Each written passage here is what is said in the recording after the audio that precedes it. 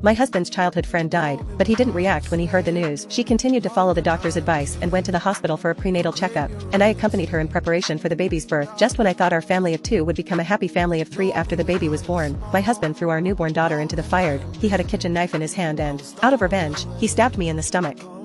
It's all your fault. He's loved me since childhood. What's wrong with him wanting to be with me? If nothing had happened in your laboratory, I wouldn't have been able to be with you, and I wouldn't have answered his last call before he died. I don't want a child with your blood. He deserves to die, just like you. When I opened my eyes again, I found myself at the time the laboratory accident occurred. When I came to, I saw smoke rising in the distance. I realized that I had been transported back to the day of the laboratory accident. As in past lives, cries for help were heard beneath the billowing smoke. Help! Is there anyone here? Help us! I'm dying, please. When I heard these desperate calls, I quickly grabbed my phone and dialed 911. But as the call was connected, someone snatched the phone from behind. I turned around in shock and saw Lily looking at me with evil eyes. However, her words contradicted his words. Please, go to the bridge in the city center immediately. Someone has jumped. You must save her. She's the most important person to me. Don't worry, ma'am. We'll make sure he's safe, the operator assured her. When she confirmed that emergency crews were on their way, Lily threw the phone to the ground. I won't let Noah leave me this time. He shouted angrily. Jack, you and your companions are gone. When I heard his curse, I realized that he too had been reborn. I saw him turn away and slowly clenched my fists. But seeing the fire getting hotter, I suppressed my conflicting emotions. I grabbed the phone and quickly dialed 911 again. Sir, don't worry, we'll be there in a moment. After hanging up, instead of standing around waiting for help, I attached the fire hose to the nearest fire hydrant and rushed into the building without any protective gear. The smoke stung my eyes and made me cough. But human lives were at stake. I endured the discomfort and dragged the water pipe towards the center of the fire. The scorching heat burned my hair. The coals fell on my shoulders, burning my skin. I gritted my teeth and continued to aim the hose at the fire in front of me. In a past life, without Lily's intervention, everyone in the experimental building was saved. This time I am determined to save them all again. When I finally heard the fire truck siren, my tension immediately eased. I inhaled a huge puff of smoke, gasped for breath, and felt like I was going to vomit. Then everything went dark. When I opened my eyes again, I was lying in a hospital bed. The doctor who examined me breathed a sigh of relief when he saw that I was awake. Mr. Wilson, you've been in a coma for a few days.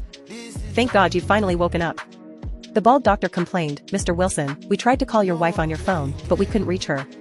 We couldn't even find anyone to sign your critical illness notice. All the patients who were hospitalized with you have been discharged. You're here alone and you haven't paid the hospital yet. It's a good thing our hospital still has a conscience, otherwise we might have discharged you right after saving your life.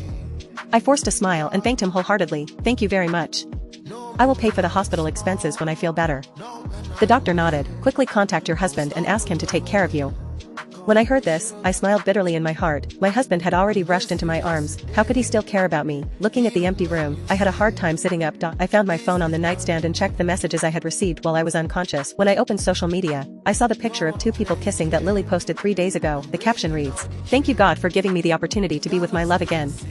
The man behind the picture is undoubtedly Noah, who committed suicide in a past life. My legal husband is indifferent to me and, while carrying my child, is taking care of another man. When words can't express it, the only thing you can do is smile bitterly. My whole body ached from the laughter that escaped my throat. Oh Lily, you are such a good wife. I put the phone on my stomach and tried to calm down when I received several messages notifying me about the payment. Each notice contains amounts in the tens of thousands of dollars. While I was trying to figure out where these accusations were coming from, I came across a new message from Lily. The photo shows several luxury brand shopping bags and 2 joined hands. The caption read, "I'm so glad I bought clothes for the man I love." Upon seeing this picture, intense anger immediately rose from the depths of my heart. I saw Lily's phone number in my address book and called her immediately, but after a few attempts, he hung up. After 5 minutes, he finally responded impatiently, "Jack, tell me. I'm not in the mood to talk to you." I suppressed my anger and asked, "Did you use my credit card?" Lily replied sternly, "Yes, I used your credit card." "And what? As a woman, I can't spend your money?" I grinned. "Oh, so you still remember that I am your husband? How can a woman be like you?" Instead of taking care of my husband, who is lying in a hospital bed, I am taking care of another man. I asked, "Did you spend $200,000 on expensive things for Noah?" From the other end of the line came Lily's sweet voice, "What if I did that? You owe him this. He died because of you in his previous life, so you can spend money on him." I listened and replied, "Jumping off the bridge was his choice, and it had nothing to do with me." Lily growled in anger, "Can you say this has nothing to do with you? If I wasn't pregnant with your child, he wouldn't have jumped off a bridge and killed himself out of jealousy. It's all your fault. If you hadn't broken up, I wouldn't have married you, and Noah wouldn't have committed suicide in his old life. Lily's words became even more unreasonable. It seems like he forgot that he was the one who took the initiative to apply to this company. He happily delivers coffee to my office every day. He was the one who deliberately got me drunk and wouldn't let me leave even though I was drunk. He even took off his clothes and hugged me. He also proposed to me in front of the whole company, wearing a wedding dress and holding a bouquet. He also arranged for his childhood sweetheart to work at the company. The words coming out of his mouth now feel like I'm forcing them. At that time, I believed Lily's words and transferred most of the company's activities to Noah, helping him quickly get a position in the company. Noah became competent without any preparation. He entered the research laboratory alone. Noah's behavior completely disregarded the rules of laboratory management. Using his limited experimental knowledge, he mixed two chemicals. After seeing a test tube catch fire, he took to social media to show off his knowledge. After leaving the laboratory, he was unable to put out the growing fire. This oversight caused a fire. He tried to commit suicide because he was afraid I would blame him. In my previous life, I was afraid that Lily would be angry if she found out the truth while pregnant and it would affect the unborn child, so I didn't tell her the truth. He suddenly got angry with me. She narcissistically believes that Noah climbed the bridge and committed suicide because he wanted to be with her. He even threw our newborn into the fire and stabbed me with a kitchen knife. 2 lives lost in vain. Looking back, I realize how stupid I was. I said coldly, Lily, I forbid you from transferring all the money you spend on Noah to my account before nightfall, otherwise I will call the police. 200,000 is a lot of money. The police will definitely investigate. Lily's voice was full of anger. Jack, are you scaring me? So I'll tell you now, it's only right that I spend your money on Noah, and I'll never give it back to you.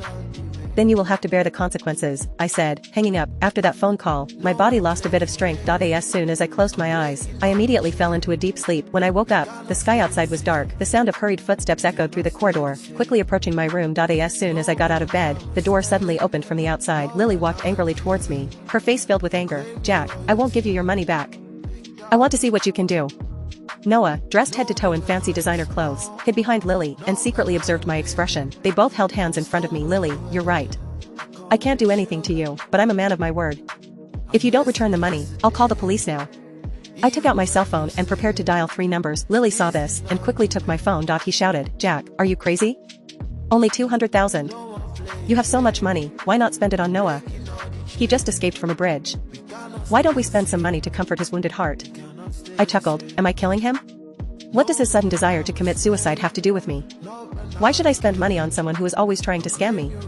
Lily looked at me with a sad face. Noah just wants me to be with him, he didn't mean anything bad. How could you be so heartless? I was really blind before I fell in love with you. Hearing these words, I lost all feelings for Lily. I said coldly, since you regret this, let's get a divorce.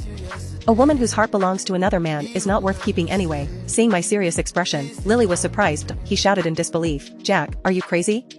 Don't forget, I'm still pregnant with your baby. If you force me again, do you think I will have an abortion now? My expression changed. Are you scaring me? It's not like you've never done anything like this before. Rather than burn to death after giving birth to a child, it would be better for him to disappear from this world without even the slightest pain. Lily understood the meaning of what I said. Her expression changed. She pulled Noah and prepared to leave the room. I yelled at Lily, who was backing away, wait a minute. Lily raised her eyebrows proudly. What? Do you want to apologize for what you said? I hope so, I replied. I want to tell you, for the sake of our marriage, if you don't return the money you spent within 3 days, I really want to call the police. Lily looked at me and closed the door. 3 days have passed and the money Lily spent on Noah still hasn't returned to my account. Instead, the mainstream media published the story, mismanagement by irresponsible chemical company CEO leads to laboratory fire. There are thousands of comments and shares in the comment box below condemning me as a business owner.